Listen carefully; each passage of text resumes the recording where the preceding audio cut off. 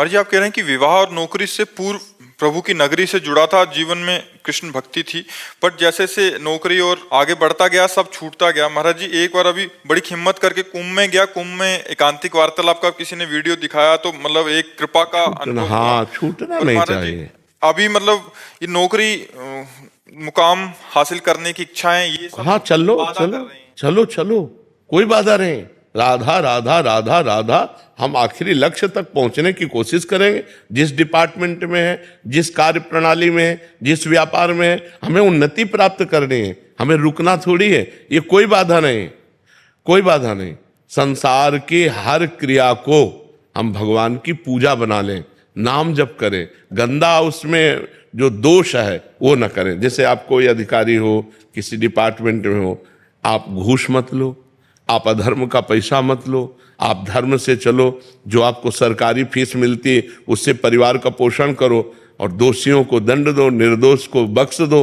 अपने आप आनंद आने लगेगा, अपने आप आपकी धर्ममयी पूजा होने लगे। व्यापारी हो, ईमानदारी से तौल सही रखो, अपने व्यापार में मुनाफा सही रखो और सही माल दो, तो आपका व्यापार भगवत पूजा बन गई। किसानी हो, ईमानदारी से अपने कार्य, जो जहां है, भक्ति कार्य नहीं रोकती, कार्य का परिवर्तन नहीं करती, भक्ति भाव का परिवर्तन कर देती है। भक्ति जो जहां है वहीं सही कार्य करने के लिए करे। अध्यात्म, भगवान अर्जुन को अध्यात्म में, अपने गीता जी बहुत बड़ा ग्रंथ है, अर्जुन को क्या उपदेश किया? वो तो कह रहे हम सन्यासी बन जाएंगे, तो भगवान ने मना कर दिया, नहीं, आपको युद्ध करना और राज करना है। कितना बड़ा खतरनाक काम युद्ध है, मरना मारना और विजय प्राप्त करके राज्य करना है। तो हमें लगता है कि हम लोग जो त्रुटि कर रहे हैं उनको दूर कर देना चाहिए, और नाम जप करते हुए व्यापार है, नौकरी है, किसानी है, जो जहां है वो उसे खूब अच्छे ढंग से करे और उस कर्म को भगवान को समर्पित कर दे। भक्ति हो गई, इसी से भगवान प्रसन्न हो जाएंगे। ठीक है ना? अब कभी कभी इधर उधर की बातें भी ऑफिस में होती उनको काटना चाहिए ना। है, फिर सुबह शाम को बहुत पछतावा होता है, नहीं। सुबह जाने का मन नहीं करता। देखो, जब हम नाटक में जाते हैं, नाटक कोई हमको करना पड़े रोल, तो रोल को रोल की तरह रखना चाहिए, सत्य नहीं मानना चाहिए। अगर वो नाटक में थोड़ी देर के लिए स्त्री बना तो जानता मैं स्त्री नहीं हूं, मैं पुरुष हूं। ऐसे ऑफिस में हम बैठे तो मुझे पता है ये अर्थोपार्जन के लिए मैं सेवा कर रहा हूं, लेकिन इससे हमारा कोई संबंध नहीं। लेकिन हमारा उद्देश्य अंदर अंदर चल, राधा राधा, ये सब मिथ्या है, ये सब नाटक है माया का, राधा राधा। लेकिन हम किसी से कह नहीं रहे, बाहर से हम भी वैसी बात कर रहे हैं। ऐसे चतुरता पूर्वक भक्ति की जाती है। उसको सत्य मान रहे हो इसीलिए विक्षेप पड़ रहा है। सत्य न मानो तो कोई विक्षेप नहीं पड़ेगा। जैसे हम आपसे बात कर रहे हैं, हमें आपकी सेवा दी है भगवान ने कि हम आपसे प्रश्न उत्तर करें, आप तो हमें कोई विक्षेप नहीं पड़ रहा, नहीं तो हमें बहुत परेशानी हो जाए। हम अपने भजन को छोड़कर तुमसे बात कर रहे हैं, क्यों? पर हमें सेवा दी है, तो सेवा संसार की दी तो हम कर रहे हैं, तो हमें इसलिए प्रसन्नता है। हमें आपसे कोई मतलब नहीं, मैं अपने मालिक की आज्ञा का पालन कर रहा हूं। मेरे भगवान की इच्छा है कि ये हो, इसलिए होना।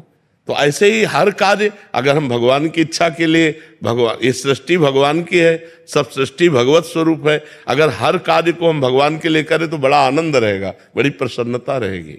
दीपक जी, महाराज जी, मेरा प्रारब्ध मेरे आज के निजी संबंधों को बहुत हानि पहुंचा रहे हैं, जबकि पिछले कुछ वर्षों से मैं सद्मार्ग पर हूं। महाराज जी, ऐसे में लेकिन पुरानी खेती को क्या करोगे?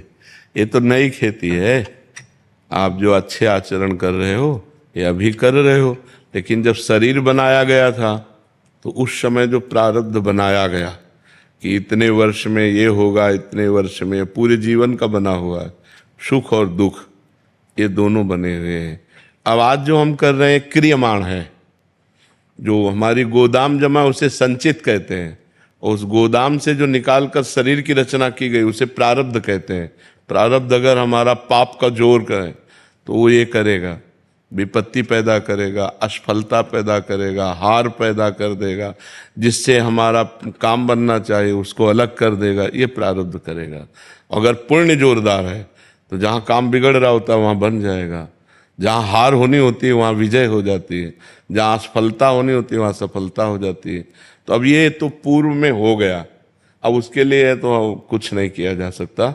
अब वर्तमान में भजन करो, जिससे भारी से भारी विपत्ति को भी सह करके आप आगे निकल जाओ। विपत्ति को मिटा पाना बहुत कठिन है, पारिवारिक कष्ट महाराज जी। हाँ, वो तो भोगना पड़ेगा। अवश्य में भोक्तव्यम कृतम कर्म शुभाशुभम। अब वो तो भोगना पड़ेगा, जो पर पाप कर्म किए वो तो भोगना पड़ेगा। अब उसको सहना पड़ेगा। जैसे आप कोई आपको कहे कि आप ये करवा लो, आप वो करवा लो, नाम जप करो, भगवान का नाम जप करो। भगवान ही मिटा सकते हैं, भगवान ही सुख प्रदान कर सकते हैं, दूसरा कोई नहीं कर सकता। इसलिए खूब नाम जप करो। सौरभ गोयल जी, राधे राधे श्री वैष्णव। महाराज जी, इनका ये कहना है कि हमने जिस जन्म में वो कर्म या पाप कर्म किए हैं उसी जन्म में हमें क्यों नहीं भोगने को मिले, अगले जन्म में काय छूट। आज कोई केस हो जाए तो 10-10 वर्ष लगता है मुकदमा चलने में, नहीं? फिर इसके बाद पता चलेगा कि आजीवन कारावास, फिर उसके ऊपर जुर्माना भी। तो ऐसी एक गलती की सजा ये है। हमने लाखों गलतियां की हैं जो पिछले जन्मों में और इस जन्म में भी, जिसकी कोई सजा नहीं मिली, तो वो कर्म तो है ही, वो तो भोगना ही पड़ेगा। भाई, आप पैंट शर्ट उतार करके धोती साया पहन लीजिए तो आपकी पहचान थोड़ी मिट जाएगी। पहचानने वाला तो पहचान नहीं रहा कि केवल वेश बदल लिया, स्त्री का कर लिया है, ये वही है, जिसने कत्ल किया था वही है। तो भगवान तो पहचानते हैं ना कि आप वही हो, इस समय मनुष्य शरीर में हो, पीछे क्या थे उनको तो पहचान है ना। इसीलिए पूरा जीवन दंड भोगना पड़ता है। इसलिए बहुत होश में काम करना चाहिए। जो पकड़ पकड़ के मुर्गे की टांगे खा रहे हैं ना, जब इनकी टांगे जलेंगी तब इनको पता चलेगा। इसलिए मना करते हैं, मांस मत खाओ, शराब मत पियो, किसी को दुख मत दो, पाप मत करो, नाम जप करो, अच्छे आचरण करो, तो तुम सदैव सुखी रहोगे। माना पीछे हमसे गलती हो गई तो हम भोग रहे हैं, लेकिन आगे तो हमारा अच्छा रहेगा। अब आगे हम क्यों बर्बाद करें? तो आगे को संभालो और पीछे वाले कर्मों का जो भोग आवे, नाम जप करके धैर्यपूर्वक उसे भोग लो। समझ रहे हो ना जी? महक वर्मा जी, अंबाला से। राधे राधे महाराज जी। महाराज जी, हम जैसे महापाप आत्माओं का आप जैसे भगवत स्वरूप महापुरुषों के साक्षात दर्शन करने का भावार्थ क्या है महाराज जी? भगवान की कृपा। अब मोहि भाव भरोस हनुमंता, बिनु हरि कृपा मिले नहीं संता। जब भगवान कृपा करते हैं तब संत समागम दे देते हैं। सुत दारा धन लक्ष्मी पापियों के घर होए, संत समागम हरि कथा तुलसी दुर्लभ दोए। यदि संतों का संग और भगवान की चर्चा सुनने को मिल रही तो समझो ये दुर्लभ बात भगवान की कृपा से हो गई। जब द्रवहि दीन दयालु राघव तो साधु संगति पाइए। जब रघुनाथ जी कृपा करते हैं, राम जी कृपा करते हैं, तब संतों का संग देते हैं। संतों के संग का मिलने का मतलब है अब हमारी बन जाएगी। संतों का संग मिलने का प्रतीक है कि अब हमारी उन्नति होने वाली है, आध्यात्मिक उन्नति होने वाली है। अब हमारे दुर्गुण दुराचारों का नाश होने वाला है, अब हमारे पापों का अंत हो जाएगा और हमें अनंत भगवान के सुख की तरफ घसीटा जाएगा। क्योंकि संत मिले, इसका मतलब अब हमारा मंगल होने वाला है। तभी विभीषण जी कहते हैं कि लंका में रहते हुए जब हनुमान जी के दर्शन में बोले, अब मोहि भाव भरोस हनुमंता, अब भरोसा हो गया कि भगवान ने मुझे स्वीकार कर लिया है, क्योंकि बिनु हरि कृपा मिले नहीं संता। अगर राम जी कृपा न किए होते तो तुम न मिलते। विभीषण जी को लंका में भरोसा हो गया। तो हमें जो संत समागम मिलता है ये भगवान की कृपा से मिलता है। महाराज जी, संत समागम होने के बाद हम किन किन सावधानियों को उनकी आज्ञा का पालन करें। उनके जो वचन है, जैसे अभी कहा, मांस मत खाओ, शराब मत पियो, गंदे आचरण मत करो, पवित्र आचरण करो। अब इतने को स्वीकार कर लो, आपका जीवन उन्नतिशील हो जाएगा। आपका जीवन, आपका भविष्य, आपका परलोक सब आनंदमय हो जाएगा। देखो, जो हम पाप कर्म करते हैं, यहाँ की सरकार जाने ना जाने, हमारी सरकार एक एक तुम्हारी क्रिया को देख रही है और इतनी प्रवीण है कि वो आपके एक एक छोटी हरकत का भी फल मिलेगा। वो हरकत अच्छी है या बुरी, उसका फल आपको मिलेगा। और एक एक सेकंड का, एक एक मिनट का, एक एक हरकत का आपका फल है।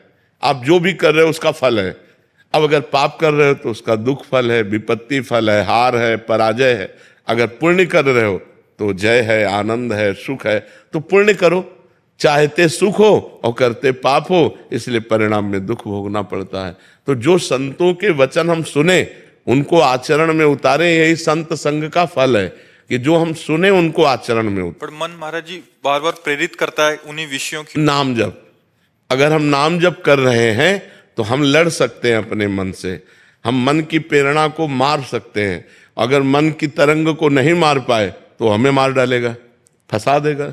जितनी जेल भरी है वो सब मन की तरंग वालों की भरी है। नहीं रोक पाए मन को, गलत आचरण किए, नहीं रोक पाए क्रोध को, हिंसा कर दिए तो जेल में सड़ रहे हैं। और जेल पूरे कर्मों को भोग का नहीं है, वो किसी एक कर्म का फल है। पूरे कर्मों का भोग बड़ी जेल है, नरक, वहां भोगना पड़ेगा।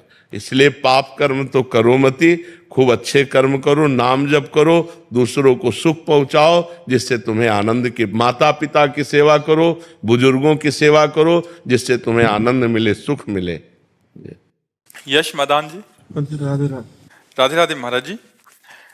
महाराज जी, क्या भगवान से ऊपर भी कोई है? अगर नहीं है तो कर्मों को भोगना ही क्यों पड़ता है महाराज जी, जन्म लेना ही क्यों पड़ता है? क्यों? कानून जो बना हुआ है उन्हीं के द्वारा बनाया हुआ है। अगर आप उस कानून में गलत हो तो आप पिटोगे कि नहीं पिटोगे, फंसोगे कि नहीं फंसोगे, जेल जाओगे कि नहीं जाओगे? कर्म तो भगवान की मर्जी से ही होता है, नहीं, हमारी मर्जी। नहीं, हाँ तुम्हारी मर्जी से। भगवान ने आके कहा था तुमसे शराब पियो, भगवान ने तुमसे कहा था मुर्गा खाओ। भगवान ने हमें पैदा ही क्यों करा? क्यों? सही पूछो तो भगवान ने पैदा करके कृपा की है, आनंद के लिए पैदा किया है। हम आनंद लें, हम गलत मार्ग में क्यों जा रहे हैं?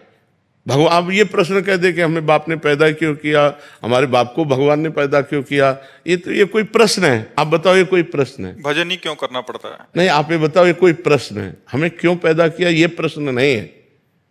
हम जो पैदा हुए अब हमें क्या करना चाहिए ये प्रश्न होना चाहिए ना। भगवान ने हमें पैदा किया, फिर यार पूरी इस प्रश्न का महत्व क्या रहेगा, फिर पूरी इस नौटंकी का महत्व क्या रहेगा? पूरा जगन नाटक जो फैला हुआ है भगवान का। हाँ, भगवान ने पैदा किया है, धर्म से चलो, दोनों मार्ग बना दिए। जैसे दिन है, रात है, अच्छा है, बुरा है। अब आप बुरे मार्ग में जाओगे तो बुरा फल मिलेगा, अच्छे मार्ग में जाओ तो अच्छा फल मिलेगा। लेकिन वो भगवान तुम्हें बहुत प्यार करते हैं। तुमने कोई ऐसा कर्म नहीं किया था कि तुम्हें सुअर कुत्ता ना बना करके मनुष्य बनाया, ये उनकी कृपा है। अब हम उनकी कृपा का दुरुपयोग करके गंदे आचरण करेंगे तो फिर हमारे दुष्परिणाम तो आएगा ही आएगा, नहीं आएगा? और सही पूछो तो भगवान ने तुम्हें पैदा नहीं किया, भगवान खुद तुम बने हैं। तुम कौन हो? भगवान का अंश हो ना, लेकिन उसको तो नहीं जानते ना। इतने बड़े शरीर में वो है, लेकिन तुम दर्पण देख के इसी को मैं मान रहे हो, उस अंश को तो कभी देखा नहीं। अगर उस अंश की तरफ बढ़ो तो प्रश्न ही खत्म हो जाएगा कि भगवान ने मुझे क्यों पैदा किया।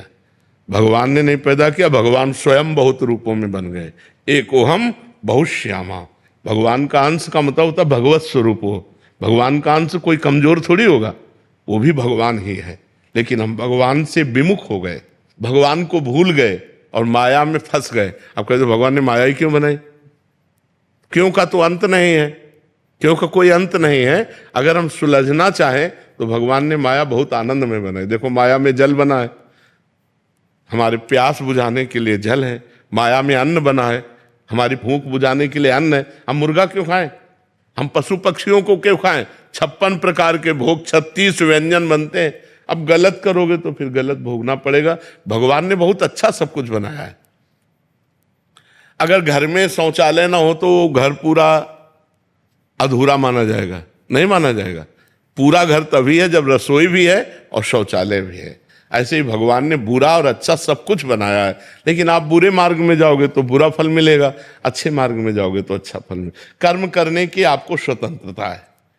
कर्म करने के लिए भगवान ने आपको परतंत्र नहीं बनाया, आप स्वतंत्र हैं। कर्म करके भोगने के लिए परतंत्र हो। यदि आपने पाप कर्म किया तो अब ना चाहो तो भी भोगना पड़ेगा। कर्म करने के लिए स्वतंत्र हो, आप जो चाहो कर सकते हो, लेकिन उस कर्म का परिणाम भोगने के लिए स्वतंत्र नहीं हो। उसके ऊपर ईश्वर का शासन रहेगा। तुमने ये गलत किया तो उसको तुम्हें भोगना पड़ेगा। आप संसार में देखो, स्वतंत्र हो कि नहीं, जो चाहो कर सकते हो, लेकिन जो कर दिया अब उसका परिणाम तुम्हें भोगना। तुमने क्यों छेड़ा? अब छेड़ा तो उसका परिणाम तुम्हें भोगना पड़ेगा। तो इसलिए हम कर्म सावधानी पूर्वक करें, ये चिंता न करें कि भगवान ने हमें क्यों जन्म दिया। भगवान ने हमें जन्म दिया है आनंद के लिए। हम आनंद के, भगवान आनंद समुद्र है ना, तो आनंद लेने के लिए। लेकिन हम गलत मार्गों में आनंद ढूंढ रहे हैं, शराब में आनंद ढूंढ रहे हैं, पराई माता बहनों में आनंद ढूंढ रहे हैं, हम मांस खाने में आनंद ढूंढ रहे हैं, हम गंदे आचरणों में, हिंसा में आनंद। ये दुर्गति का कार्य है। समझ पा रहे आप? स्नेहिल गुप्ता जी ऑस्ट्रेलिया से। राधे राधे महाराज जी, आपके चरणों में कोटि कोटि प्रणाम। महाराज जी, सच्ची भक्ति क्या है और ये कैसे प्राप्त की जा सकती है? भगवान में निरंतर स्थिति रहना, मन और बुद्धि की, सच्ची भक्ति है। अर्थात अखंड भजन, तन्मया स्थिति सच्ची भक्ति का स्वरूप है। तदर्पिता अखिलाचारिता तद्स्मरणेन परम व्याकुलतेति। समस्त आचरण भगवान के अनुकूल हो और भगवान का तनिक विस्मरण होने पर ऐसी व्याकुलता हो जैसे मछली को पानी से अलग कर दे तो वो तड़पने लगती है। ऐसे हम परम व्याकुल थे। त्रिभुवन की राजलक्ष्मी देने पर भी जो आधे पल के लिए भी भगवान का विस्मरण न करे वो सच्चा भक्त है। एक क्षण भी भगवान का भजन न छूटे, ये सच्ची भक्ति का स्वरूप है। और इस भक्ति को प्राप्त करने के लिए संतों का संग करे, संतों की आज्ञा का पालन करे, शास्त्रों का स्वाध्याय करे, पाप आचरण ना करे, भगवान की लीला कथा सुने, भगवान का नाम जप करे, भगवान की मूर्ति विराजमान करके सेवा करे। इससे भक्ति की प्राप्ति हो जाएगी। गौरव शर्मा जी। राधे महाराज, जय श्री राम। राधे राधे महाराज जी। महाराज जी, आपके एकांतिक में सुना था कि मन के द्वारा संतों से बात कर सकते हैं, तो मन बहुत खुश हुआ कि आपसे बात हो सकती है। महाराज जी, हमें वो पद्धति बताइए जिससे हर समय। पहले आप हमें मन दीजिए, हमारा मन और आपका मन एक हो जाए तभी तो बात होगी। ऐसे बात हो जाएगी? ब्लूटूथ सिस्टम होता है ना, मोबाइल में होता है ना अभी कनेक्शन ही नहीं तो पहुंचे तो कैसे पहुंचे? अभी कनेक्शन ही नहीं ना, कनेक्शन हो तब तो पहुंचे ना। आपके मन का कनेक्शन हमारे मन से हो जाए, हमारे मन का कनेक्शन आपके मन से हो जाए, तो यहाँ जो स्फुरित होगा वो आप में आ जाएगा, आप जो स्फुरित करेंगे वो यहाँ आ जाएगा। इस कोटि का प्रेम तो बड़ा दुर्लभ है। किसी संत से, किसी गुरुदेव से ऐसा प्रेम हो जाए कि हम अपना मन उनको दे दें। हमारी कोई रुचि नहीं, हमारी कोई इच्छा नहीं, हमारी कोई चाह नहीं, हर समय उनकी आज्ञा के अनुसार चल रहे। मन गुरुदेव को समर्पित कर दिया, तन गुरुदेव को समर्पित कर दिया।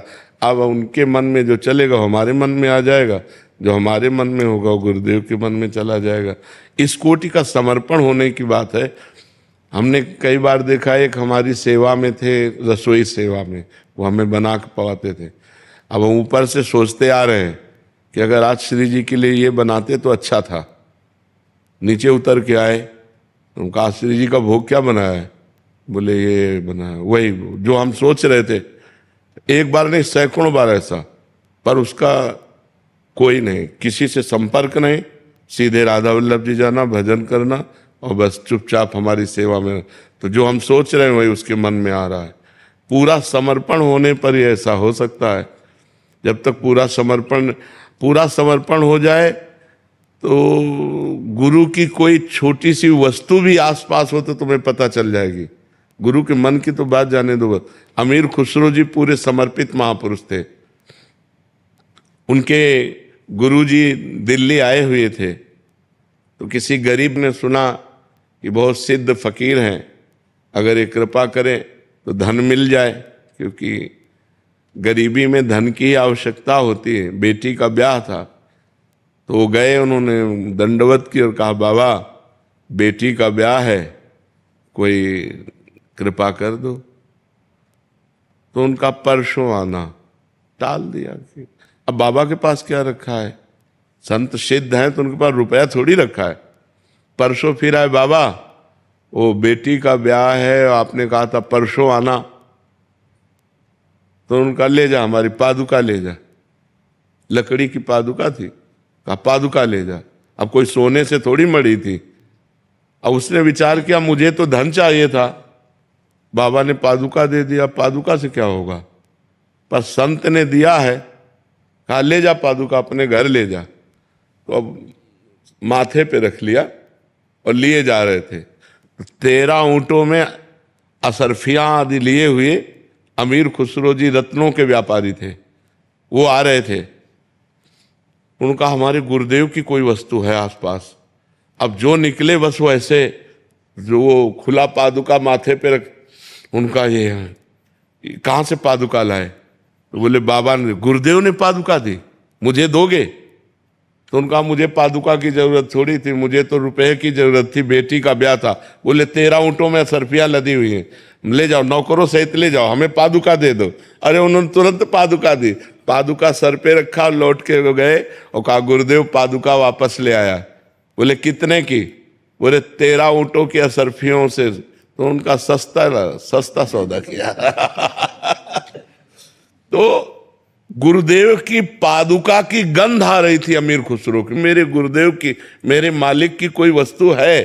तो जब हमारा चित्त ऐसा समर्पित हो तब हम संत के मन की बात जान सकते हैं, ऐसे थोड़ी जान सकते हैं। स्वप्न में क्या कभी आप उत्तर देते हुए प्रतीत होते हैं? बिल्कुल बिल्कुल। ऐसा लगता है हम प्रश्न कर रहे हैं, आप उत्तर। हाँ।